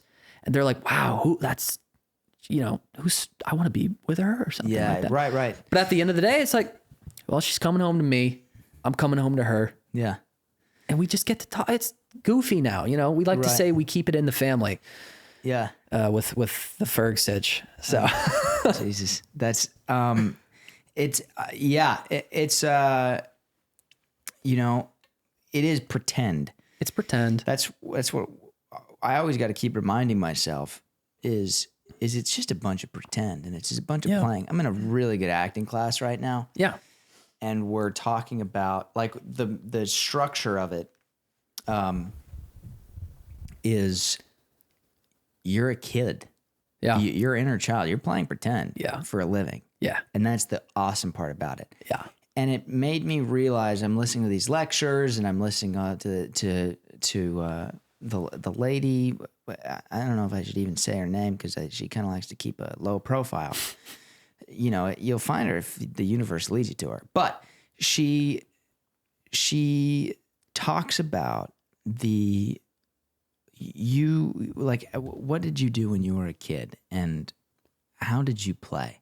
Yeah. You can remember exactly like everything turned into the table turned into a spider. Yeah. The floor is lava. The floor is lava. And some kids were not as good as others. And my imagination, I know was so out there and was so, I could just go for hours. Yep. And that's what makes me a good actor. And that's what makes me enjoy my acting. And I'm very lucky I don't have a girlfriend that is an actor because, dude, I would fucking blow a lid, you know? But that's what I have to remember. And that's what you got to do is when you're watching her. Yeah. You're like, dude, it's fake. Yeah. I mean, she always reminds me that, look, it's just pretend. You're mine forever. You know, don't forget that and everything. It's the reassurance. It's the talking as well. Yeah. You know, of course. In bed, late nights. Yeah. Yeah.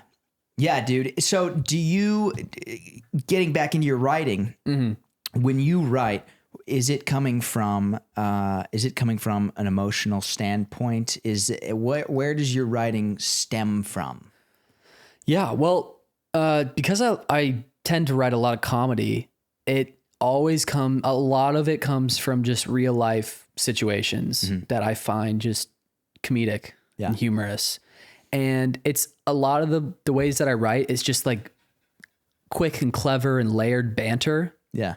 You know, when I tend to get into deeper, complex thoughts, I tend to pull from the internal things. You know, it's more of my, like the mental, emotional side, things that I've experienced, things that like I know people have experienced. That's what I pull from and I put it on the page. Yeah.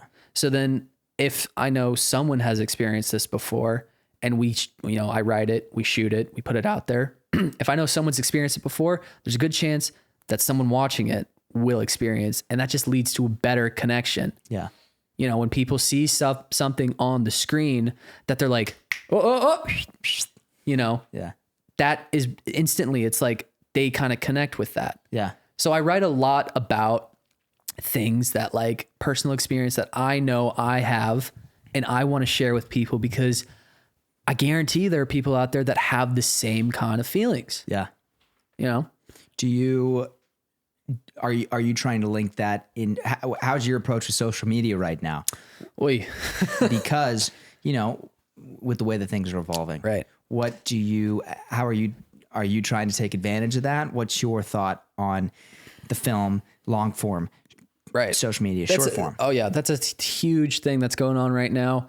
I'm the first to admit that my social game is not where it should be. But it's coming in hot. I will say. We're working on There it. was something really funny you put up the other day. Oh, we're working on some more stuff, though. Let me tell you. If you need a metal dinosaur, go to Hobby Lobby. I like the Hobby Lobby stuff. I want to shoot one of those with you. Let's do it. Seriously. I mean, it's as simple as you go anywhere and you just come up with a character. You know, we actually have something coming out, I think, like later today. Yeah. Last night, me, Emily, and my good buddy Spencer Brown were just delusional, and we're coming up with something, and we might just drop that. It's goofy, it's out there, but I think you have to. It's stuff like that where you just like you have some sort of inspiration, you have a costume, or you have a this or that, and you just kind of run with it. And a lot of it's just improvisation and just what can we do that's just like funny. Yeah. And it's a lot of trial and error. See what sticks, see what doesn't, come up with something. Yeah. Back to your original thing, talking about social media versus long form.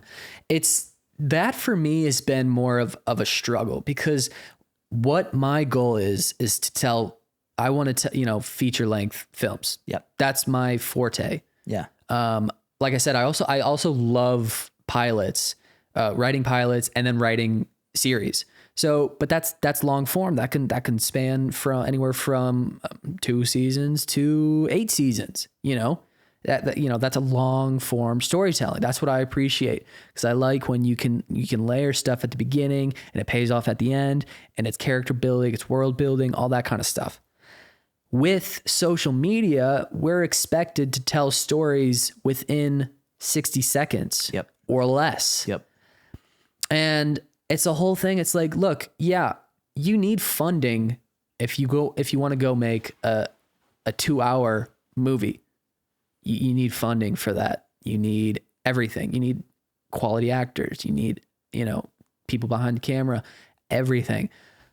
But if you want to tell a 60-second story, you can just grab your phone and go do that. Yep. That's something where I've struggled, because I'm like, I don't want to be labeled as like a TikToker or someone who just makes Instagram reels, where it's like my passion truly lies in long form storytelling.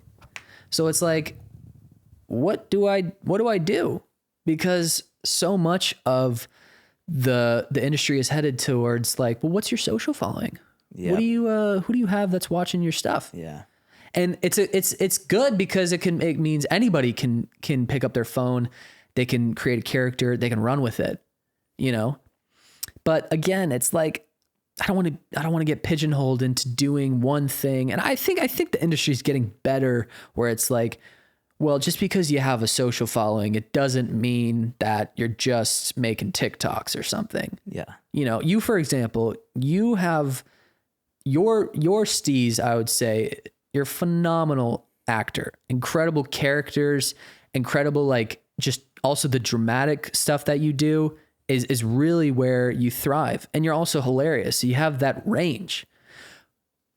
But it's like, in the meantime, if you're not on a set, it's like, okay, let's go and shoot a vlog. Yeah. Let's do a podcast. Let's keep our viewers entertained. Yeah. And you've built up an immense social following, which is extremely commendable.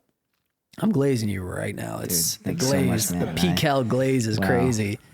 But it's like the things that you are doing is like, yeah, I believe that's kind of what people like creators like us should be doing. Yeah. The toughest thing to do in Los Angeles is getting everybody together, Yeah. finding a time, Finding a dime. grabbing a camera, A location. and a location. Dude, I think that's exactly what it is. It's like we've got the big thing. We've got the big thing. And I like to think of it as either the funnel or the pyramid, whichever way you want to put it. Let's do the funnel, because I think the funnel is the best analogy. What it all funnels down to at the bottom is creating the best movies possible. Yep. I want to create the greatest piece of entertainment that I can put on a movie theater screen. Yeah. It's my big thing. Yeah. Oh, You yeah. know? And then what's in there is the producing, writing, and creating the films, right? Yeah. And then above that is the social media, the marketing, the podcast, the stuff. It all funnels in because we have so much downtime as creatives. We need to have stuff like this and to have your videos, your Hobby Lobby. I mean, dude, that is so funny. And it also shows, it's a little glimpse of who you are. And with social media, it's so important. Like, I think the people that give social media bad rap are the people who are too afraid to try it. Yeah. I agree. And there is they call it cringe mountain. There's the cringe mountain. And there's always going to be cringe mountain. And there's the push of like, oh my God, I can't believe I'm about to release this. And there we go. I've released it. Right.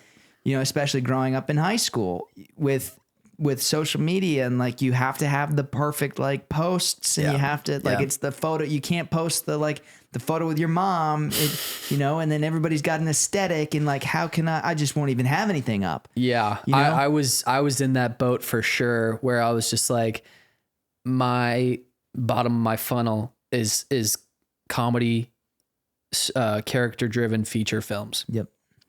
And if I'm not currently, you know, releasing anything like that, if I'm like, okay, I have some sketches on the books or whatever, but they don't match my level of like, if they don't match my level of perfection that I'm striving for, Yeah. I'm like, I'm not posting that. Yeah. I don't want to do that. Yeah.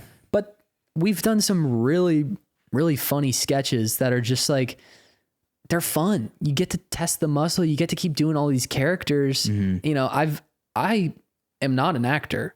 I was never an actor. I won't call myself I'm not an actor. But we started to do these sketches, and I kind of realized like, oh, I can do some accents. I can do some goofy kind of characters. And that, I think, gave me the confidence to act in the pilot that I wrote, because I am playing sort of a goofy kind of character. Yeah. And yeah, I mean, without those sketches, without those iPhone things that you go out and do, you never know what can come from that. Yeah. And I know we've talked about this before, but the Ted Lasso show on Apple, that came from a sketch, essentially. Yep. It was a promo video on YouTube that was saying the Premier League was going to be shown now on NBC. Yeah. Yeah, wake up, America. The Premier League's here on NBC and the NBC Sports Network. You know, it was that kind of thing. Yeah. So they were like, how can we introduce to these lazy Americans to wake up at 6 a.m. to watch, you know, Chelsea, Man United, or anything like that? They did it with a promotional video starring Jason Sudeikis as an American head coach. He was the new coach of Tottenham Hotspur, which is my team. Shout out Spurs. Come on, you Spurs. Yes, sir. I see you, T-boy. We're in the final. We're in the final. Who's watching? When is that? We're gonna be watching that on this big TV. On the big TV. Yeah. Come on, you Spurs. Yeah, I know. Yeah. But yeah, so he was the head coach, and he was his goofy kind of Midwest kind of guy. Yeah, I'm the new coach of the Tottenham Hotspurs, and I'm here to see the Queen. You know, but they made this hilarious 4-minute sketch where it was like American coach in London, and the YouTube video blew up. I'm not actually sure if it was an idea that was previously created that was like worked, and then they, you know, kind of brought it to NBC as like, let's do this promotional thing. But anyway, that's a sketch. Mm-hmm. However many years later, they turned it into 4 seasons of, you know, an Emmy award-winning program. Great show. Great show. Fucking brilliant show. Like, things can evolve and grow just from a 10-second idea to a 5-minute sketch. I mean, we've seen that happen all the time. Oh yeah. It happens all the time. Yeah. I mean, The Godfather, that That was an internet That was a TikTok. sensation. That was a TikTok originally. Yeah. James, can we pull up Godfather TikTok? I'm gonna make it a muffin, you can't refuse. Yeah, and then it was like a little dance that he was doing. Yeah. Blew up in the 70s. It was Al Pacino. Al Pacino was doing dancing TikToks. Yeah, he was big. He was really big. He was really big. Him and the D'Amelio moms. Yes. Yeah, they've got some lore. Oh my God, it's crazy. The Pacino lore on Musically. Yeah. If you have time. Nuts. And before it was Musically, music. Yeah. It was just called music. They just called it music. They just called it music. Drop the with a K. Drop the Lee. Yeah. It turned Music, into the Lee in 2014. Yeah. Anyways, yeah, dude. Sorry, we just go. Yeah, I mean, and Frick was a short film as well. I mean, that wasn't necessarily for the internet. I mean, we just put it up because we just put it up, and that actually got some traction. That is 25,000 perfect views. Example. Yeah, well, that's turning into a movie. Exactly. And that's what. And for those who don't know, Tom is one of our dudes on that movie. He's a fucking guy. I'm helping out on that. When we first met, you showed me Frick, the short film. Yeah. And instantly I was like, I mean, come on. You see the potential. Yeah. That you and Mateo created. It's there. Yeah. It's there. And I'm so glad that you guys decided to turn it into something bigger. Yeah. Because more eyes need to be on that project and that character. Yeah. So I'm really, really happy that when we did the table read, and I think I read for a couple characters. Mr. Paul. Who else? PA. Welcome, class of 2031. Yep. But big favor. That was a big favor. But after that, when we were talking about notes, and you're like, hey, maybe want to come help do a little bit of rewrites on this. Yeah. I'm like, yeah, sure. Yeah. I mean, I've written movies before. Like, let's hop in the stew. That's when I got to see your brilliant mind. That's when it happened. Yeah. And that's really, yeah. God, man. I mean, well, But that's the thing. It could like any idea can stem from anything. Yeah. And it's a bummer it gets criticized. Social media gets so criticized. It's like, dude, also the new short, I'm a big believer in this. The new short film is a feature. Let's talk about that. Yeah. Because that is the truth. That is the truth. Back in the day, way back in the day, back when it was music and it wasn't Musically. Yeah. Spielberg came to the Paramount Studios, the Universal Studios, and he was showing his short film. Mm-hmm. And they were going, "You made a short film?" Studios were like, "That's fucking nuts. You made a short, how'd you do that?" It's like, "Well, I got it together. I did it." And nowadays a short film is like, "Look, I danced in my mirror and put the fucking..." So you have to, as a young filmmaker, you have to make a feature. Yeah. I believe that. And that's what we're doing. Yeah. What we're doing. Try, any kind of budget that you have to work with. If you're lucky enough to get, a couple hundred, a couple thousand, just whatever you have in your pocket at the time, just really it's about building a team that you trust and that you want to work with. Yeah. And just go for it. Just lock in, because if you can show that you can put together a feature length film, that's going to start open a lot of doors for you. If the feature's good. If it's good. If it sucks, don't even bother. But it's all about getting that experience of, I put a whole crew together. Yeah. I got my actors here. Yeah. We're all up and coming, Yeah. We're all giving it our all. We all want to be, at the level of the pros, the big pros one day. But we also have stories to tell, Yeah. We have things that happen to us. Yeah. And people out there are just like us. They want to see people like us succeed and tell stories. And so it's like, if you can just take however much money you have, and instead of making a 20-minute short film, if you can just extend it to even a 60-minute or a 75-minute, that's a feature. That is a short feature right there. Yep. And it's very impressive. It's a lot of hard work, but it's very impressive. It's a couple extra days. It might be a couple extra. Might be a couple extra. Yeah. I mean, where we're at right now with our film is we're shooting for the moon right now.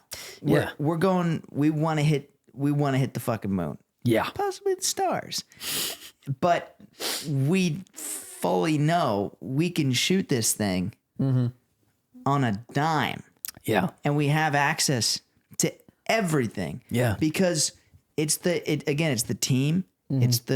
It's just who you know. It's like, right. And that's always a daunting thing. Where people are like, how do you get in the film industry? And it's all about who you know. But the truth is, it's who you know is how you get anything in life. Yeah. And the connections and the fun. I mean, when we were at dinner at what's it called? Faux Saigon. Faux Saigon Pearl. Shout out Faux Saigon Pearl. Faux Saigon Pearl. Shout out Janet. Janet, such a great person. When she came up and she was like, knew me by my first name. I was like, with our two producers, I was like, yeah, she knows me. That was a good flex. That was a good moment for you. And then she didn't remember you. I don't. Was kind of a bummer. I thought we weren't gonna say that. But that wasn't your fault. You're not. I just don't have that memorable face. I guess you're just not me. Yeah, I guess I'm just not him. Just kidding. You're a beautiful man, and I would gladly be in a relationship with you if Is this what's happening right now? swayed that way. Hey, I'll be your rookie. What? I'll be your rookie any night. Any night of the week and twice on Sunday. I can take my prosthetic leg and where are we going with this? All right, we're gonna change topic. We're gonna back up real quick. Yeah. Where'd you park? But we're sitting in the restaurant, and I'm like, far out. You know, this is. I want to say it's all happening, and you can't. Don't want to count the eggs before they hatch. But right. It's great to make something, and it's tough when you don't have the result right in front of you. But the pursuit of it is what's exciting, and that is what we are doing. Yeah, that's what we're doing. That's what we're doing. Yeah. You know, I'm really happy to be along this ride. Yeah, it's a project that I believe in wholeheartedly. Yeah, I treat it like my own. You know, that's what you got to do. You got to find people that treat the project as if it's their own and in their respective fields. Yeah, I mean, I'm talking like I want the AC to be so passionate about this project. I want our boom operator to be so passionate about this project. It's and Walt Disney talks about this as well. I listened to a thing about what Mr. Beast. Mr. Beast has this fucking thing with his company. He's like, there's a grander vision, and there's an analogy of people going around this construction site, and this guy goes, asks the construction workers, "What are you doing?" The guy goes, "I'm laying bricks." He goes, "Oh, okay," and he goes to the next guy, "What are you doing?" He's like, I'm cutting this wire so I can stick it in the wall. He goes, "Oh, okay, cool." And he sees this other guy, and he's like slapping away and doing his thing. He goes up and he goes, "What are you doing?" And he goes, "I am building a palace to worship the divine." And he goes, "Oh, snap!" And the guy's laying bricks. Like that's. But he is. So it's the what are we? We are creating something. And, and that's what I try to keep that's what I try to remind the team. Yeah. What are we trying to do? What's the vision? Big thing? What's the vision? And it can't be like, "Hey, I need you to do this one thing for me." It's, "Hey, we need to, in order to get to here, to create this thing, I need this one thing. How do you see us doing that together?" Versus, Can you do the rewrite, or can you do can you get the quota? Can you make the budget? Yeah. That's being a leader. That's being a delegator. Delegation, huge. I never want to be the smartest person in the room. Yeah. Which I never am. So I'm certainly not right now. But that's the thing. You want to, I mean, Got the iPad right here, man. building the team of people that have much more experience than yourself. Yeah. That's crucial Yeah. to any project. Because I want everyone to know more than me. So it's like you can focus on your expertise. Right. It gets tough when you're juggling a lot of things, when you're wearing a lot of hats, because certain things can slip up. As the great Ron Swanson once said, it's better to whole ass something than half ass something. I don't know if that's the exact quote, but you want to whole ass it. You know, you don't want to just try to be doing everything that you can, you know, because filmmaking, it's a team sport. Yeah. It really is. From every single facet, it's a team sport, and the most important thing is building that team. Yeah. Agreed. What before we wrap up here, what are some other projects you got in the works that you want people to know about? Ooh, a couple of projects, lots going on currently. A lot of things in pre-production as they tend to be. I've got some features that I'm trying to get in the right hands of people. That's always something. So one's a feature called Midnight Round that I've written. And that's like a crime kind of comedy story in the Grand Teton mountain range. Mm-hmm. So that's a really, really fun project that I have. I was just in a meeting and we were talking about what the intended budget would be for something like that. And I was like, well, I would like to have like 5 to 10 mil for that. Mm-hmm. And it's like, okay, but no financier or producer is going to give a quote first time director that amount of money. Yeah. So it's like, okay, now I got to go to my other feature that I have that I'm writing. And I'm like, well, that could be done for $100K, you know? So it's like, you got to take the necessary steps to get to the one that's all the way over there. Yeah. You know? So I'm working on this other feature. And that's a fun one. It's a pure comedy with a bit of a thriller aspect. I'm working on a couple different pilots right now. Obviously we have Frick that we're cooking on every day. It's just, all these different projects, whether they're the longer form ones or like my team, I just had another meeting last night. We're planning to do, we're starting a couple more sketches that we're going to be cranking out. Cause I've got dozens in the vault. It's like, let's just get together and shoot them. Yeah. So I'm like, summer's coming up. Let's get after it. Let's do it. So we got those on the books. How many of those you got cooking up? Well, actually, that's one of the things is like, instead of doing all of these, it's hard because you start mentioning all these different scripts and it's like, no, we got to focus on just one. Just one. So we have one that we're planning on shooting next Monday. And that's going to be a portion of something. And that's a really funny one that, will be hopefully enjoyed by many. Yeah. So we got some sketches that we need to shoot. Yeah. As well. So we got to get on the calendar. And I also want to do the one where the guy's sitting in the car. Oh, dude, we could just shoot this on our iPhones, like sitting in traffic. Oh, yeah. You know that one? Yeah. I think we should just shoot that. We could just do that right after the podcast. Yeah. No, I know. You get so many, and then where's the list? Where do you put the list? And then so it's like, just let's do one. Let's get after it, then move on to the next. Yeah. So we got sketches coming up. I'm editing pilots, rewriting another pilot for a buddy Chuck A. And then, features, always trying to network and talk to people about where my features might land. Yeah. So no, lots of stuff. Dude, you got a lot of stuff going. Got a lot of stuff going. I don't know what to do with it. There's so much shit I'm like Jimmy Neutron. I just can't shrink the brain. Oh, buddy, I'm Hemi Neutron. I see what you did there. Yeah. We might have to cut that. I'm Hemi. Hemi Neutron. I'm a Hemi Neutron sleeping on the futon. Keep going. Went to the store because bitch I got a Groupon. Keep going. Let me. I'm him possible.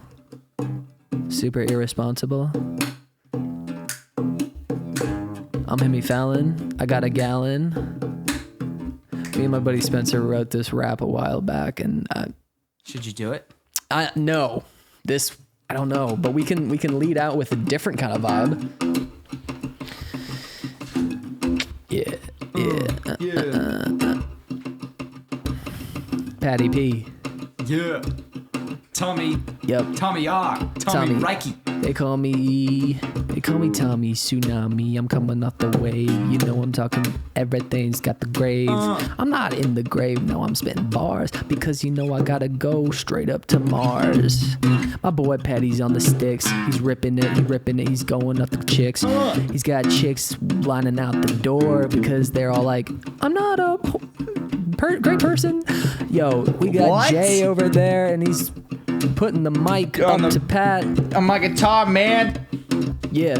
My guitar, man. Yo, this is the Patty P podcast. It's gonna last. Oh yeah. You know, fun story. In first grade, I wanted to be a rapper. But then I was not. You actually? Yeah, I wrote a bunch of raps. I went to Washington D.C. and I wrote a rap with my cousin Adam. And it. Do you remember it? Oh God. Here we go. It was like. Oh, I don't even know. Like. It was like. The Washington Monument's really cool. I'm staring at the bend and the da-da-da. Yeah. Sing it, yeah. Hit it, yeah. One more, sing it, yeah. The Lincoln Memorial's really bright. He's such a big player, I don't wanna fight. I'm just sitting here looking at Jefferson. He's the man. No, he's not. He had a questionable past. Oh yeah. So I went to career day, first grade, and everyone's writing down like, oh, I want to be a nurse, I want to be a doctor, I want to be a teacher, and I wrote, I want to be a rapper, and I might have misspelled rapper. No, I'm just kidding. That was out of pocket there, Tommy. Well, dude. No, I spelled it with 2 R's. What did? Oh, I thought you raper. Oh, good. Patrick. Tommy, that's what I thought you were saying. That was my reaction. When I was in 3rd grade, I wanted to be... You know, I think we'll just move on from this one. Yeah. Well, it was great having you on this podcast, Tommy. I really appreciate you, Pat. Where's my glasses? Hopefully we can edit this so it doesn't look awkward. Yeah. But I have a thing or two I want to say. Hit me. We are so cool, yeah. I said we are so cool. Because we live in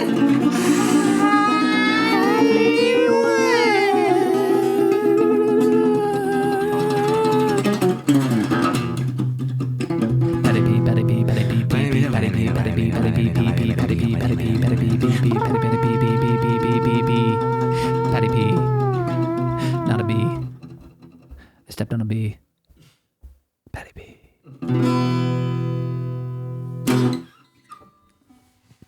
Well done, sir. Well done, sir. Thank you. That was really good. Yeah. That was a terrible handshake. That was an awful. There we go. Can we do it? Can we do the cleanest dap ever? Sure. Soccer handshake. Oh, One more time. Wait, let me get. Oh, getting there. Getting almost there. Come on. We've done it before. Come on. you're not. What am I? Tell me what am I? Focus up. Right here. Okay. Nope. Come on, No, dude, you need to cup. I need a cup. What? Oh! Is that it? Was that it? I actually can't really hear it. Oh, God damn it. I'm trying to. Let's just. Is there a sound effect for a really crisp dab up? Yeah, We'll find one. insert Water drop. The cleanest. Yeah. Oh, that was nuts! You heard that? Y'all heard you heard that? Thank you. Hey. Thank you, bro. Pleasure doing with you. All right, we got to get to work. That was good. Good luck making chicken scratch out of that. Yeesh.